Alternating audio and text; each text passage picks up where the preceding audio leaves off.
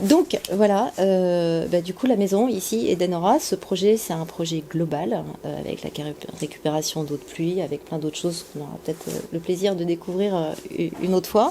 Mais en fait voilà c'est un lieu de transmission, c'est un lieu de partage et c'est pour ça que du coup voilà Grégoire il a des petits stagiaires, on est sur un chantier participatif hein, et je cède la place au maître de stage.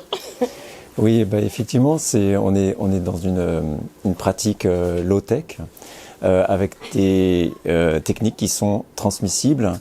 Et c'est une technique qui est tellement pertinente que ce serait dommage de se priver de faire un poêle dans son coin et de ne pas partager cette technique-là.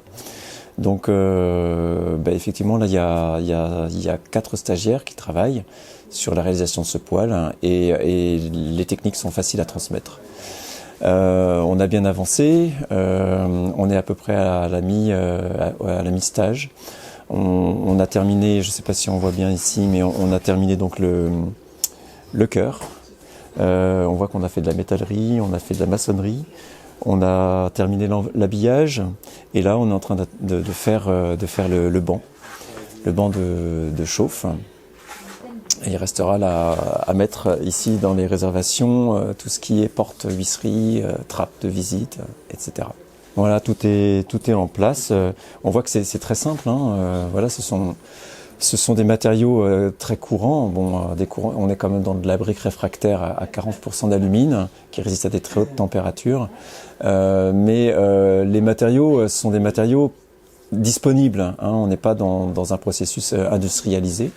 C'est-à-dire que là, le poêle, la validation du poêle se fait sur place et non pas dans un bureau d'ingénieur et dans une usine. C'est-à-dire que toute la certification du poêle se fait sur le chantier. Le savoir-faire, en fait, il s'exerce sur le chantier même. Et donc, on reprend possession des savoir-faire, des techniques.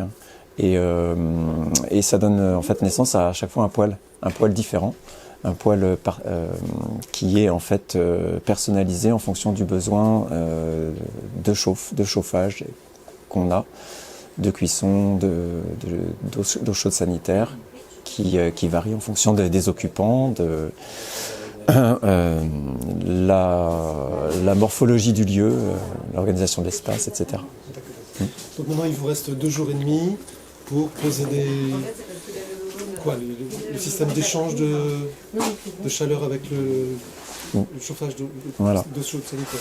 Alors dans les 2 jours et demi qui nous restent, donc on va terminer la banquette, on va terminer le conduit de fumée à proprement parler qui sera raccordé à des tuyaux métalliques et tout sera prêt donc pour l'arrivée du fumiste qui va faire cette connexion.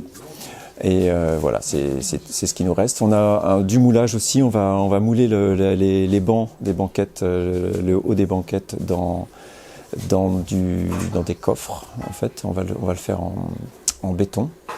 Et voilà encore un matériau qui est facilement disponible et autour de nous et un béton de ciment. Hein. Alors on pourrait dire que c'est pas écologique, mais là oui, puisque c'est du ciment qui est utilisé à bon escient en fonction vraiment de ses propriétés physiques de résistance à la chaleur, de dilatation et de solidité.